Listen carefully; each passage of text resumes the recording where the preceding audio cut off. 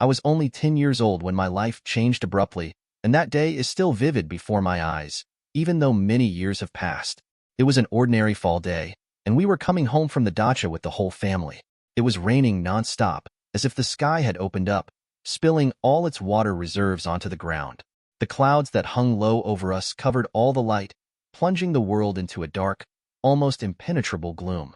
Visibility on the road was practically nil, and even the bright light of the headlights could not break through the dense rain stream, which turned the windshield into a kind of transparent wall, along which streams of water were continuously flowing. Dad held the steering wheel steadily, but it was obvious that he was tense, trying to follow every turn, every curve of the poorly lit and winding road. Mom sat next to him, occasionally telling him where to turn, as the road was familiar only to them, but even they couldn't see it in all that darkness. I sat in the back seat, listening to the rhythmic drumming of the rain on the roof of the car.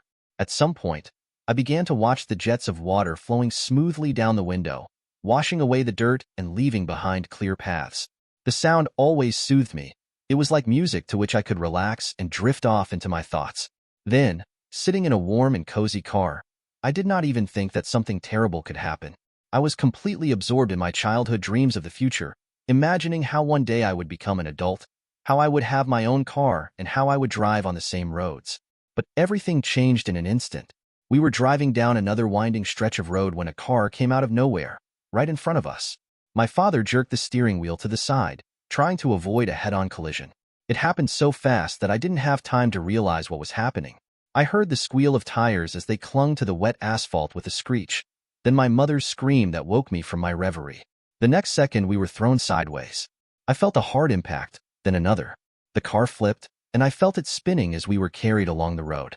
Time seemed to slow down, and I saw everything in slow motion, the glass cracking, things inside the cabin flying around, out of gravity's control. I was pressed hard against the seat by the seatbelt, and I couldn't move. My mind was blank, and I couldn't understand exactly what had happened or how it had happened. When I opened my eyes, there was dead silence, as if the world itself had held its breath after the impact.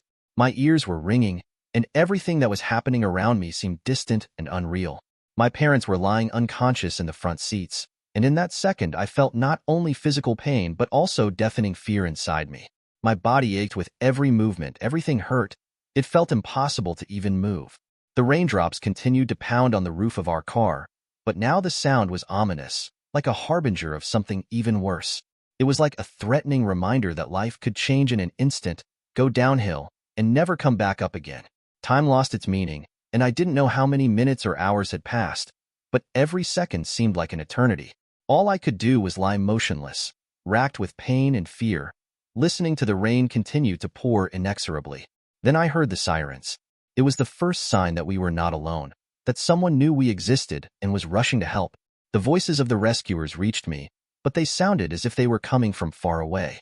Through the pain and shock, I watched as the car doors opened and the uniformed men began to pull us out one by one. I was pulled out too, gently placed on a stretcher, and I felt my body shaking with cold and pain, as if none of this was happening to me. My parents and I were taken to the hospital, and the long hours of waiting, examinations, and surgeries began. Medics bustled around, trying to do everything they could to save us and minimize the effects of the accident. This was just the first step on the long road to recovery. Despite the horror of the accident, I was incredibly lucky to be alive. My parents got off relatively easy, a few bruises and abrasions, but nothing serious. I had it worse. Broken bones, bruised internal organs. It required long treatment and, most difficult of all, rehabilitation. I remember the pain that accompanied me every day, not only physically, but also mentally. I could not accept the fact that my body temporarily refused to serve me, that I was confined to a hospital bed for many months. Lying in my room, I often replayed in my mind the moment of impact, how everything changed abruptly. My mom's scream, the impact, then the absolute silence. These memories haunted me at night as well. I woke up in a cold sweat, not immediately realizing where I was, and in the first moments I relived the accident. Rehabilitation was difficult and lasted several months. First, I learned to walk again, step by step regaining control over my own body. Every step, every movement required great effort, and even simple actions seemed impossible. Mom and Dad were always there for me, supporting me as best they could, even though I could see in their eyes the constant worry and fear for me. They rarely discussed the accident in my presence, but sometimes I heard them whispering at night, thinking I was asleep. They couldn't shake the horrible memories either, though they did their best to hide their fears and support me. Days, weeks, months passed, and gradually I began to feel better. The physical pain subsided, the wounds began to heal, and I was beginning to feel my body again. The fear that had lived inside me for a long time began to subside as well. I was slowly coming back to life. The memories of that day began to fade from my mind, as if under the influence of time. It was like a healing process not only for the body but also for the soul. I was back to my normal life as soon as the doctors authorized it. I remember the day I went to school for the first time after many months. Everything was the same as before. The same corridors, the same classmates and teachers, but I felt different. It was a new stage in my life, and although I was back in the familiar world, I was no longer the same kid. School was the place where I was able to gradually return to normalcy and find myself again. After those difficult months of rehabilitation and painful memories, school gave me a new rhythm in which I could focus on something other than the memories of that terrible accident. I immersed myself in my studies, trying to forget what had happened and find something new to help me move on. Every day brought new lessons, new tasks and events, and I tried not to go back to the past. Lessons, classmates, schoolwork. All this distracted me from thoughts about what had happened, giving me the feeling that life goes on. It was at school that I first felt that I could be happy again. It was there that I met my first love. Her name was Katia, and she sat at the next desk. From time to time I caught her eyes, but at that time I didn't pay much attention to it. However, as time went on, we began to communicate more and more. At first it was the usual school conversations, discussing lessons and homework, but soon I realized that I felt something more than just friendly sympathy for her. Katia was the first person I dared to tell about the accident, about the fear that had haunted me for a long time. I didn't know how she would react, but her reaction was surprisingly warm. She listened attentively without interrupting, without jumping to any harsh conclusions. Her support at that moment was something invaluable to me. At that time, I could not yet fully realize how much that day had changed me, but thanks to Katia, I began to realize that the past may not determine my future. Everything was easy and carefree with Katia, as it often is with teenagers. We took many walks after school, sat in the park, discussed life, and dreamed about the future. She was the ray of light that helped me forget about the horror and fear I had experienced, giving me the feeling that life could be simple and joyful. We prepared for exams together, supported each other in everything. She became an important part of my life during those years. However, as it often happens in youth, time passed, and after graduation our paths diverged. Katia went to university in another city, and we gradually lost touch. It was inevitable, but I never regretted that relationship because it became an important step for me in my recovery process. After graduating from high school, I went to university, choosing the direction I had always been interested in. Student life was completely different compared to school life. New friends, new experiences, new opportunities for self-realization. University opened many doors for me, and I immersed myself in this exciting atmosphere. It was at university that I met Dasha, the girl who later became my wife. Our acquaintance happened at one of the student events, and at first sight Dasha attracted me with her modesty and reticence. In her quiet, a little reserved nature I found something particularly attractive. She was not like other girls, and that's what made me approach her and start a conversation. Our relationship grew rapidly, and by the time we graduated, we realized that we wanted to be together forever. It wasn't a spontaneous decision. I clearly knew that I wanted to spend the rest of my life with Dasha. We got married shortly after graduation, and I was sure that I had the right person by my side who would always support me, no matter who I was or what I was going through. When it came time to look for a job, I, like many young professionals, was faced with the need to undergo a mandatory medical examination. It was a standard requirement for a new position, and I was not particularly worried about it. At that time, I felt healthy and did not think that the consequences of the accident that happened in my childhood could somehow affect my present. All the injuries seemed long healed, and I was living life to the fullest, oblivious to the fact that my body had once been on edge. But it was at this particular medical checkup that my life took an unexpected turn in a direction I could never have foreseen. When I arrived at the doctor's office for my checkup, it was business as usual.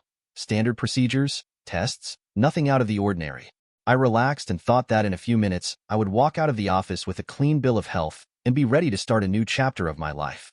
However, when the doctor returned with the results of the examination, his expression had changed. The doctor looked serious, which immediately made me wary. He asked me to sit down and looked at me carefully, as if trying to find the right words. I didn't expect anything bad, so I was a little surprised by his tension.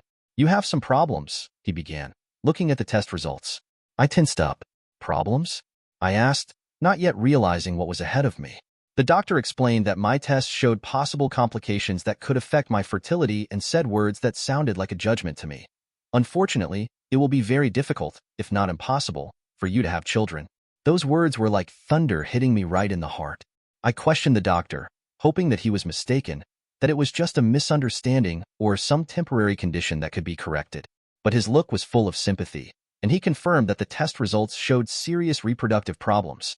At that moment, everything inside me froze. I couldn't believe my ears. Everything seemed to go out around me, and life that seemed so clear and orderly was suddenly turned upside down. Thoughts began to rush frantically through my head. How could this be? How could this be happening to me? I had always envisioned my future with a family, with children, and that dream had always been an important part of my life plans. The dream of children, which I may not have even fully realized, suddenly became my main goal, and the realization that I might lose it awakened in me a deep sense of fear and despair. I tried to gather my thoughts, but it seemed impossible. My heart clenched with pain. I didn't know what to do next. The only thought that flashed through my mind was about Dasha. What would I say to her? How would she react? How would it affect our relationship? I didn't want her to suffer because of my diagnosis. It was my problem, and I was sure I could handle it on my own.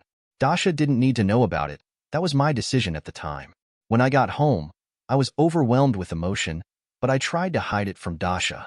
I didn't want to alarm her. She noticed that I looked depressed, of course, and asked me how my day had been, but I found the strength to smile and assure her that everything was fine. Inside, however, I was torn apart. I felt that something important and valuable was crumbling, but I couldn't let myself show it. I started looking for information about my diagnosis, researching possible treatments or at least ways to improve my condition. I wanted to believe that there was some way out, that science could help me regain my chance at fatherhood. Doctors talked about different methods, but each new source I read inspired more questions than answers. I was confused, but determined that I would find a solution to this problem, no matter how difficult it seemed. Hope still lingered in me, though sometimes it was diminishing. I couldn't give up my dream of becoming a father, even though the path now seemed incredibly difficult and uncertain. Despite my anxieties, I took a job with a good company that I liked. The new field of work took me over, and I immersed myself in my work, trying to drown out the sad thoughts and anxieties that kept me busy. I became characterized by responsibility and enthusiasm, received praise from my superiors, which only further convinced me that perhaps professional success could replace the emptiness that had settled inside me after the terrible diagnosis. I worked hard, less and less often returning to my anxieties. Immersion in business distracted me, and it seemed that life was really getting better. Time flew by imperceptibly, but I continued to hide my worries from Dasha. One ordinary day took an unexpected turn. Dasha came home earlier than usual, and I immediately noticed her high spirits. Her eyes literally shone with joy, and she walked toward me with a wide smile, holding something in her hands. As she came closer, she showed me a pregnancy test. My heart sank at that moment when I saw two bright stripes. Dasha couldn't contain her joy and jumped up to me and shouted, "I'm pregnant!" Her voice, filled with happiness, echoed in my ears. For the first few seconds, I too felt a wave of excitement and joy, for this was the news I had always dreamed of. The thought that we would soon become parents filled me with incredible warmth and pride. But, like a shadow, came the memory of the doctor's words, which soon overshadowed this moment of happiness.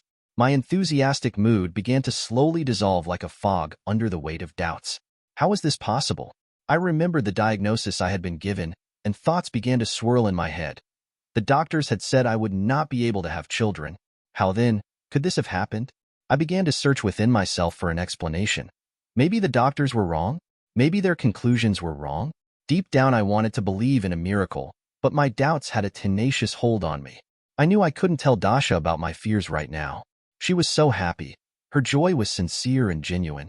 I didn't want to ruin this moment, this important and happy day for her. It was her day, her joy, and I had to let her enjoy this moment. But there was an uneasiness and suspicion brewing inside me that kept me on my toes. I couldn't just let it go unanswered. I needed to confirm the diagnosis before I spoke to Dasha. I had to find out the truth. Maybe the doctors were wrong and we really could make it work. With these thoughts in mind, I decided to get another checkup to find out for sure what was going on. I realized that I could no longer live in uncertainty. A storm of emotions erupted inside me. Joy, fear, hope, all mixed up, and I didn't know what to do. I realized that I could not delay this moment, and I needed to act as soon as possible. Time was running out, and I couldn't continue to live my life by closing my eyes to my fears. I made an appointment for a checkup, and a few days later I was back in the doctor's office. With bated breath, I waited for the results, hoping that the diagnosis would change. But when the doctor entered the office, his face did not express anything comforting.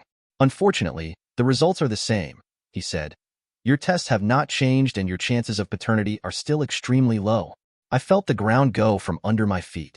I told the doctor that my wife was pregnant and that it was probably a mistake, but he only shook his head sadly. "The baby is not yours," he said in a soft but firm voice. Back home, I tried my best to smile at Dasha, but it was excruciating. Every time I looked into her eyes, I was torn by conflicting feelings inside. I realized I was lying to her, but I didn't know how to tell her the truth. My life seemed to have become a play in which I was playing a role I couldn't stand. I quickly drifted off to sleep, hoping that when I woke up, it would all turn out to be a bad dream. However, as expected, the thoughts didn't leave me during the night. They swirled around in my head like wild animals, keeping me awake. I thought about how things had turned out, about our love, about how I had always wanted to be a father. Now it seemed like an unattainable dream lurking beyond the horizon. A whole month had passed, and the whole time I was in a state of contemplation, as if trapped in my own emotions. I tried to figure out what to do next. Should I wait until the baby was born and take a DNA test to be sure of my paternity, or should I just divorce Dasha? Each decision seemed difficult and overwhelming. The moment I made the decision, it seemed like the only right thing to do. I decided to go abroad for a checkup. Maybe they will tell me something different, give me hope, which I so desperately need. I took some time off work, telling Dasha that the old injuries from the accident were starting to make themselves felt again, and I needed to undergo a small course of treatment abroad. She looked at me with concern, and in her eyes I saw genuine excitement. I tried to reassure her that everything would be fine, that it was just a temporary measure and she should relax. I packed my things, trying not to think about what I was leaving behind, and traveled to another country with the hope that there I would be able to find the very hope I was looking for. After undergoing all the necessary examinations, I heard the same verdict again. I could not have children. I returned home and an emptiness settled inside me. All my hopes were shattered, and I didn't know how to tell Dasha about my travels and findings. I was afraid of her reaction, afraid she wouldn't understand. Turning home after a long trip abroad, I made a final decision. I had to end this marriage. I still had feelings for Dasha, but resentment, betrayal, and disappointment overpowered everything. I realized that I could not live with a woman who hid the truth from me, who carried a child under her heart, knowing that it was not mine. The thought grated on me like a knife edge, and I couldn't accept it. I needed time and space to consider my next steps, and the first thing I did was contact a lawyer. I sat in silence for a long time that evening, contemplating how to tell Dasha of my intentions. I couldn't bear to avoid the pain it would cause, but I realized that the truth could no longer be hidden. I couldn't live with the lie. The image of her face when I told her I was leaving came into my mind, and the thought brought guilt, but I knew I had to do what my heart told me to do. I dialed the lawyer's number, and he agreed to meet with me the following week. With each word I spoke, realizing that our marriage was coming to an end, my heart grew heavier. I knew there was a hard road ahead, but something inside me screamed that this path was the only way to freedom, even if it meant losing the man I still loved. The lawyer was a true professional at his job. He listened carefully to my story, asking clarifying questions, and immediately began preparing the divorce papers. We began to proceed step by step, carefully thinking through each step so that everything would go painlessly and quickly, even though I realized that it would be an emotionally difficult process for me. I didn't want to leave anything to Dasha, so I started to re-register the apartment to my mom. It was a deliberate move to protect the property and prepare for the divorce. At the same time, I decided to sell the car, telling Dasha that I planned to buy a new one. She didn't suspect anything strange, taking my words at face value. The process of re-registering the apartment took a little longer than I expected. The bureaucracy, paperwork, and constant queues at government offices took longer than I expected. I was exhausted collecting all the necessary documents, running from one office to another, with thoughts of an upcoming divorce constantly swirling in my head. But finally, when the reissue was complete, I felt more confident, as if a heavy weight had been lifted off of me. I knew I was ready for the final step. I already had all the necessary documents in hand. a divorce decree, and a doctor's note confirming that I could not have children. These papers became for me a symbol of liberation from the lies and pain that had haunted me for a long time. That evening, I came home with the firm intention of finalizing this stage of my life. Dasha was waiting for me, as usual, with a smile on her face, unsuspecting. I noticed her eyes shining with joy when she saw me, but she immediately saw something wrong in my eyes. I calmly sat down at the table and laid out the papers in front of her, the court order and the certificate. She looked at them, and apparently at first she didn't realize what was going on. Her face remained unperturbed, but when she realized, her expression changed. It turned pale, as if all life had left her. "What does this mean?" she whispered, though she already knew the answer. I felt the tension in the room. These words rang out in the silence like thunder. "It's over, Dasha," I said quietly but firmly, trying to hold back my emotions. "I know everything. The child is not mine, and I'm not going to continue living with lies." My words sounded like a sentence, and at that moment it became clear to me that there would be no going back. Dasha was silent at first, and then her face contorted in pain.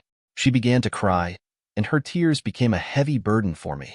Like all women at times like this, she tried to make excuses, clinging to every word to keep from losing what we had. She begged me to listen to her, trying to explain that things were not as they seemed, that it could be fixed. It was like there was hope in her voice, but I knew it was just an illusion. She talked about love, about our future, about how beautiful everything was and how much we meant to each other. She said over and over again that she was wrong, that there had been a misunderstanding. I looked at her, and in that moment I realized that there was nothing left between us but pain and mistrust. Her words rushed through the air like bullets, but I remained steadfast. "Dasha," I said, trying to speak softer than I felt, "this isn't just a mistake. We've lost trust, and without it, you can't build anything. I can't go on living in a world of lies. I've always dreamed of a family, of children, but now it's become an unattainable dream. I don't see the point in continuing, but I've already made up my mind." All her words bounced off me like a wall, not touching the depths of my soul. I didn't want to listen anymore, didn't want to immerse myself in this storm of emotions. In my head sounded only the doctor's conclusions, their confident words that I could not be a father. I did not give Dasha the opportunity to justify herself, because I realized that it could delay the process, and I wanted to end everything as quickly as possible. My heart had long since closed to her, and I was ready for a new phase of my life without her, no longer wanting to be a part of her world. The divorce went quickly, just as I had hoped. The preparations made in advance paid off. Dasha ended up getting nothing. The apartment was reissued to my mother. I sold the car, and all material issues were resolved before the process began. Dasha was left with nothing. No housing, no money, no support. I realized that it was cruel, but I saw no other way out. She had betrayed me, and this was the only way I could get justice for myself. I felt everything inside me petrified, and I couldn't allow myself a single bit of sympathy for her. After the divorce, my life returned to its usual bachelor routine. I plunged back into work, finding solace in the tasks that needed to be accomplished, going out with friends, spending my time as I wished, and not depending on anyone. A year went by, and it was like that time flew by in the hustle and bustle of everyday life, filled with daily chores and small pleasures. Sometimes I thought about Dasha's life, about the child, but these thoughts soon faded into the background. I tried not to go back to the past, like an old scar that should not be touched. One Sunday morning, walking through the local park, I saw a familiar figure. It was Dasha. She was walking down the path holding the hand of a little boy.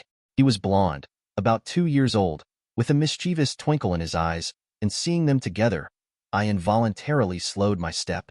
A strange feeling crept into me. I couldn't take my eyes off the child. Something inside me stirred, as if old wounds suddenly began to whimper. It was sudden and painful, as if some forgotten fear had suddenly re-emerged. I sat down on a bench nearby and watched them for a while, feeling my heart clench with conflicting emotions.